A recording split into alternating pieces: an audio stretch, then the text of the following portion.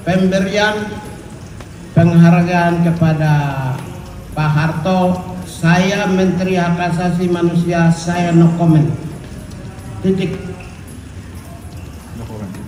Gak ada komentar lain, Mbak? Gak ada komentar.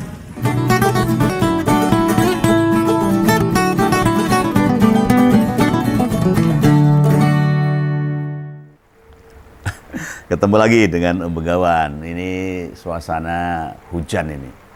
Terus tiap hari hujan. Sehingga Om Begawan ya harus ngonten diiringi dengan rintik hujan. Nah, tadi udah lihat dan dengar sendiri kan gimana seorang Menteri Hak Asasi Manusia. Nah, itu bingungi ngomentari kebijakan presidennya sendiri. Tentang apa? Tentang pemberian gelar pahlawan pada Pak Harto, Soeharto, presiden kedua kita. Dan paling pertama Om Begawan sampaikan, ya lihat saja sekarang reaksi yang ada di masyarakat. Bubrah kabeh toh. Tentang penetapan gelar itu. Artinya apa? Lah orangnya sudah ndak ada. Masih nyusahin kita semua. Dan itu ndak layak buat mendapatkan hal itu. Tapi ini sekaligus buat yang punya pemikiran keliru atau ada sebagian pihak yang menganggap loh ini kalau penolakan gelar pahlawan Pak Harto itu pasti orang-orang dari paham komunisme. Loh ini kan namanya sesat pikir. Loh apa hubungannya menolak hal seperti itu terus dituduh komunis itu. Apa semua angkutan beroda 4 itu pasti mobil? Nah, belum tentu. Bisa songkro, gerobak sampah. Troli di bandara itu ada di mall juga, kulkas dan masih banyak itu. Lagi yang beroda 4 tetapi bukan angkutan. Pokoknya roda 4 itu. Ada almari juga ada roda 4. Tapi tidak tentu yang menolak gelar pahlawan terus seenak jidatnya saja disebut dengan komunis. Nah ini para ini ngawur bin ngayal itu.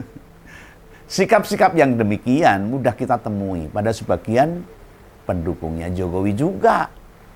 Plek, tumplek, plek sama itu. Seringkali kalau berdebat soal si mantan, dikira terus kita lupa atau mengabaikan apa yang sudah dikontribusikan buat negara ini. Itu semakin daripada ya ini kan sudah kewajiban negara yang didapat pemimpinnya itu loh.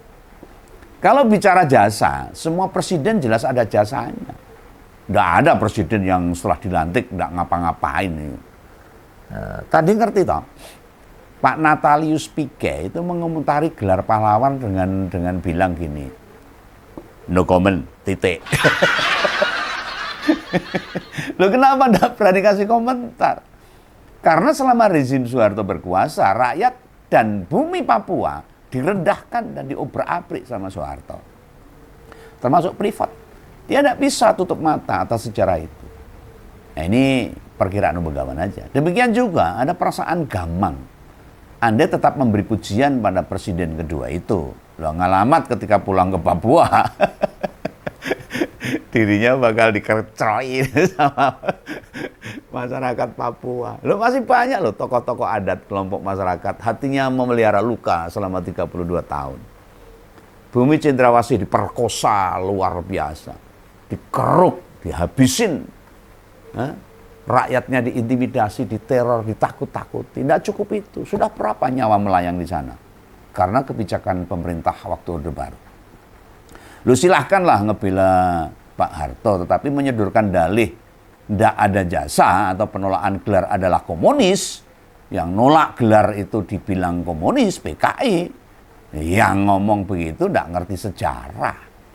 Pola pikir model gituan disebabkan kemampuan otak yang tidak mencerna informasi tuntas. Bisa juga loh kadang kemampuan otak itu beda-beda. Kalau terlalu lama kesuwen memprosesnya malah bikin pusing. Jadi pilih potong kompas. Ya kalau potong jalan mempersingkat waktu. Lah kalau motong pemikiran kesimpulan salah kan ya nambah kacau toh itu. Nah akhirnya disadari atau enggak, tak jamin ini loh penggemar ngompol itu mayoritas simak paling kuat ya 5 menit. Ah, kalau ada yang nyimak habis, terutama yaitu penggemar-penggemarnya Om Begawan yang sejati. Om Begawan berterima kasih atas dedikasinya. Dan yang mendengar hingga tuntas sering jadi nambah cerdas, memahami persoalan secara holistik yang Om Begawan sampaikan. Komprehensif, purna, selesai, tuntas, karena ngebedah satu topik. Memang tidak cukup hanya disajikan 8 hingga 10 menit. Pasti ada yang gantung, makanya agak panjang. Kalau Begawan itu beropini seperti ini, menyampaikan pendapat. Om Begawan bisa sih ngonten sampai 30 menit, bahkan lebih. Tapi kan akan menyita waktu untuk aktivitas yang lain. Loh, dengan durasi 15 sampai 20 menit, itu wis padet loh. Wis daging kabeh. Nah, dengan dunia yang serba cepat, orang jadi malas menuntaskan sebuah bacaan atau menyampaikan analisis secara komplit. Bahkan beberapa di antaranya, terutama haters, sekedar baca judul lalu tinggalkan komentar menyerang Om Begawan, dan biasa itu. No problem. Nah, bicara Soeharto, Pak Harto, presiden kita yang kedua, memang bicara kepemimpinan diktator waktu itu. Arogan, sewenang-wenang dan anti demokrasi. Ada banyak bukti dan fakta. Rezim Orde Baru bikin demokrasi di negara kita hanya seolah-olah bukan demokrasi sebenarnya. Sejarah panjang dan penuh luka. Jangan pernah dinormalisasi dengan pemberian gelar.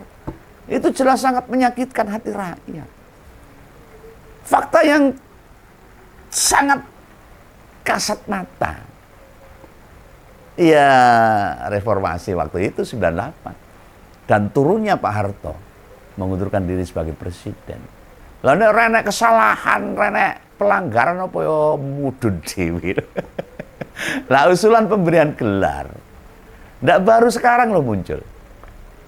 Zamannya Pak BY sama Jokowi ya sempat terlontar. Tapi oleh presiden ke-6 ke-7 ndak di ACC. Dan yang lebih hebat lagi, Pak BY di periode dirinya menjabat, sebenarnya nama Jenderal Sarwo Edi juga diusulkan. Siapa Jenderal Sarwo Edi? Ya mertuanya.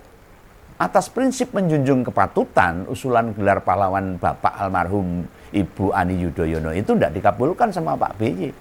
Nanti dikira Bancindi Bancilandan. Apa ngomong pada tahu soal ini? Tak, pastikan orang paham, orang ngerti. Jangankan memberi gelar pahlawan ke mertuanya, Pak BY itu loh, wong besan dia proses KPK tidak dihentikan sama sekali, dibiarkan. Iya toh. Bapak kandungnya Anissa Agus Harimurti itu tetap masuk penjara atas kasus yang disangkakan. Waktu menjabat di direksi BI. Loh, apa Jenderal Sarwo Edi tidak layak waktu itu diberi gelar pahlawan nasional? Jelas sangat layak. Loh, apa kalau besan presiden bila bersalah lalu dilindungi? Ya enggak tuh. Pak B memberi keteladanan buat kita semua. Ada yang paham itu? Loh, sebenarnya Pak Prabowo juga bisa seperti itu. Tidak memproses gelar itu. Tetapi mau bagaimanapun dirinya kan dan mendiang Sumitro, ayah kandungnya, mendapat keistimewaan luar biasa dari Pak Harto.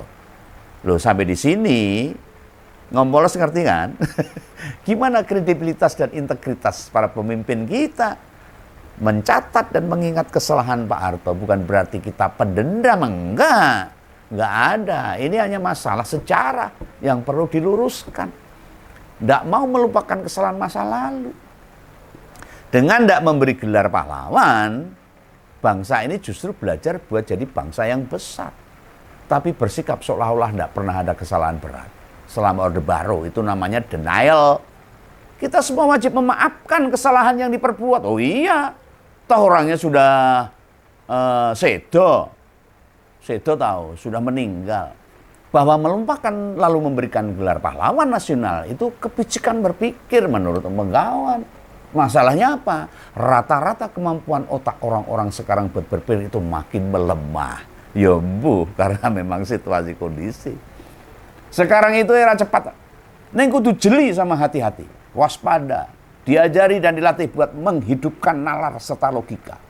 Wangel tapi orang umum angel itu. Ngomong dengan basic keilmuan akademisi dengan nalar logika, wangel. Ya tadi karena memang cara berpikirnya mulai melemah. Lu maraknya kasus pelaporan unggahan medsos memperlihatkan bila rakyat kita sering mensimplifikasi, menyederhanakan masalah. Ben gampang. Ya, padahal membiasakan hal itu sangat-sangat berbahaya.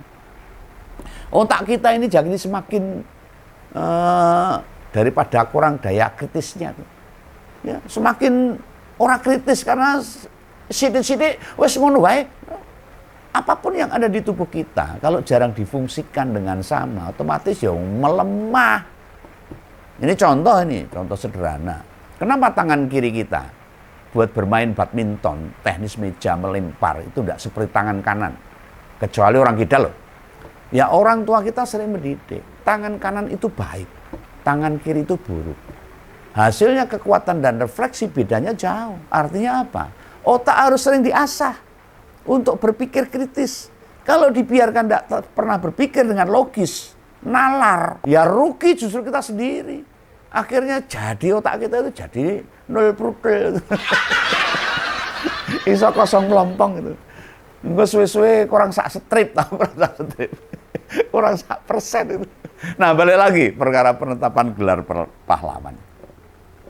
Bagaimana bisa gelar itu diberikan bersamaan dengan dua sosok bernama Marsinah dan Kiai Haji Abdul Rahman Fahid alias Gus Dur? Nah, ini menandakan pemerintah melemahkan, membuat tak berdaya orang-orang yang kritis pada Orde Baru dari kalangan buruh maupun NU.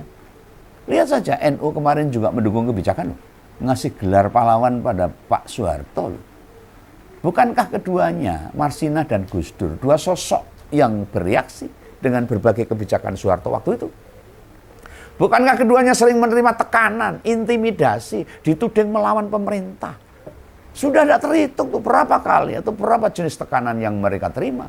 Bahkan Marsinah meregang nyawa di kaki tangan rejim Orde Baru waktu itu. Begawan ya kadang mumet, karung ngeluh.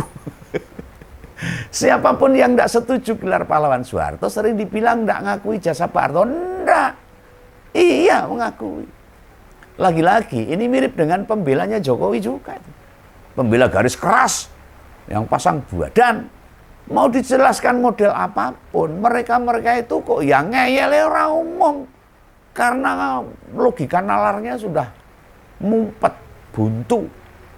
Hah? Ya Jokowi berjasa lah, iya. Negara makin maju, iya.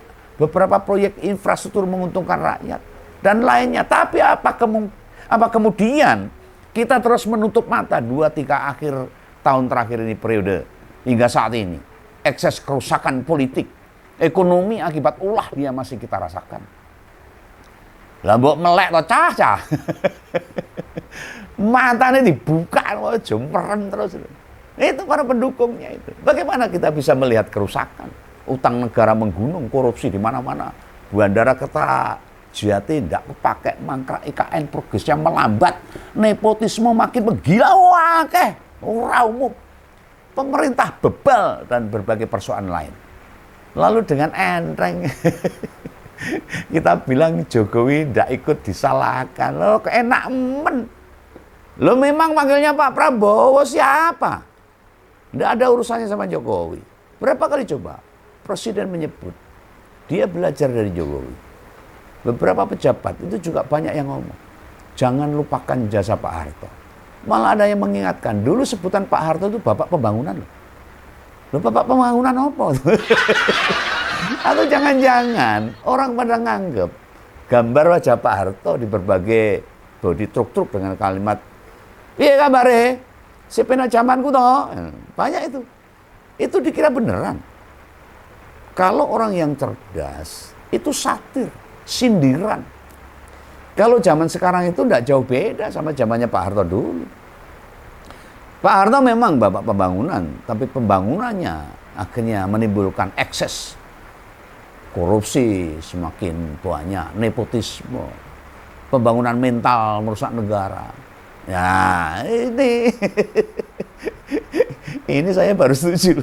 Lo andai dikomparasikan antara utang negara zaman Soeharto, eksploitasi alam, penebangan hutan dengan pembangunan yang dihasilkan, itu jomplang. Ibaratnya saya minus, berarti duitnya kemana? Ya masa udah ngerti. Selisih uang yang ada di siapa? Ya kita mikir dewe-dewe. Privat itu dikeruk begitu, dibangunkan untuk pembangunan Indonesia. Ora imbang, Bos. Semua pemimpin itu pasti punya jasa, tapi tidak semua pemimpin itu bisa diberi gelar pahlawan. Ini terutama tak tujukan buat generasi milenial, anak-anak muda yang tidak mengalami sendiri, yang bagaimana dulu semakin lama Orde Baru memimpin daripada yang lain, itu semakin rusak negara kita. Silakan tonton saja tayangan-tayangan film dokumenter atau bagaimana kengerian Orba waktu itu disajikan berupa sinis testimoni yang digarap dengan baik. Cek aja di YouTube itu, cari tayangan dengan judul Senyap yang dalam versi Inggris, Look of the Silent.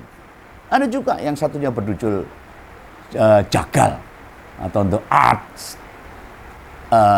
Art of Killing. Dan para anak muda kalau mau ngerti sejarah yang sesungguhnya, tonton 2 film itu deh. Boleh juga tuh baca atau ketahui berbagai pandangan soal Soeharto hingga Orde Baru dari sisi yang kontra, jangan sisi yang setuju. Percayalah, kalian akan menemukan kebenaran itu dalam hati kecil kalian. Khususnya para anak muda, para milenial, yang malah tambah mirisnya lagi. Korban-korban kekejian Orba itu sekarang kayak amnesia, ndak ingat. Dulu kayak apa tuh? Itu tercermin dari mayoritas aktivis yang dulu dikejar-kejar waktu Orde Baru, sekarang jadi pejabat negara. Mulai dari Fadlizon, Fachri Hamzah, Budiman Sujatmiko, Agus Japo, dan masih banyak lagi. Yang bikin tambah sedih lagi, usulan gelar ini yang nerima dari masyarakat adalah Menteri Sosial Gus Ipul. Siapapun mengerti siapa dia. Bekas ketua GP Ansor, sekarang GP Ansor, yang sekarang sekjen PBNU. Wes pokoknya NU yang masih hubungan kerabat sama Gus Dur itu loh. Buyute Gus Ipul itu mantune bapake Gus Dur, alias Gus Ipul itu ponakane presiden keempat kita. Ngono kok ya tekan atine. Tetap meneruskan usulan dari bawah kepada Pak Prabowo. Nah, Gus Ipul bukan orang biasa. Pasti ngerti banget gimana Orde Baru dulu bohong dan tidak percaya andai dia tidak bisa bercerita. Betapa kejam cara pemerintahan Orde Baru dulu. Lah untungnya tidak semua orang NU kayak PBNU maupun sikap Menteri Sosial kita. Salah satu kiai panutan dari Rembang, yaitu Romo Mustafa Bisri atau lebih dikenal dengan sebutan Gusmus. Gusmus itu, beliau itu ngendika. Tahu ngendika? Ngomong. Kalau ada orang NU dukung Soeharto dapat gelar pahlawan, berarti dia nggak ngerti sejarah. Loh ini tajem. Dan sebenarnya NU itu paling dirugikan loh. Waktu Orde Baru. Iya, dikuyo-kuyo, dipites, diidak-idak sak kuat-kuate. Sama Orde Baru. Mulai dari intimidasi di Losarang tahun 1971. Juga pembunuhan kiai waktu itu. Lalu ada pembakaran 140 rumah di situ Bondo. Mau pemilu 1977. Banyak kiai dipaksa masuk Golkar. Nek gak Golkar, bantuan buat pondok mandek, ora cair. Ada penjegalan Gus Dur buat jadi ketua umum PBNU tahun 94. Termasuk terbentuknya PBNU tandingan yang diketuai oleh Abu Hasan kalau nggak salah waktu itu. Pemaksaan peleburan partai NU karena ada fusi partai tahun 1973 itu memang buat melemahkan ormas NU waktu itu. Padahal partai NU adalah partai urutan ketiga perolehan suara terbanyak tahun 1955 di bawah Masyumi dan PNI. Masih panjang sejarah lainnya yang belum Begawan sajikan. Intine aku rodok ora rela. Rodok ra ikhlas bila gelar itu tetap disematkan. Tapi sudah terlanjur, mau apa? Ya kita ikuti saja. Salam Begawan, salam ngompol. Dadah.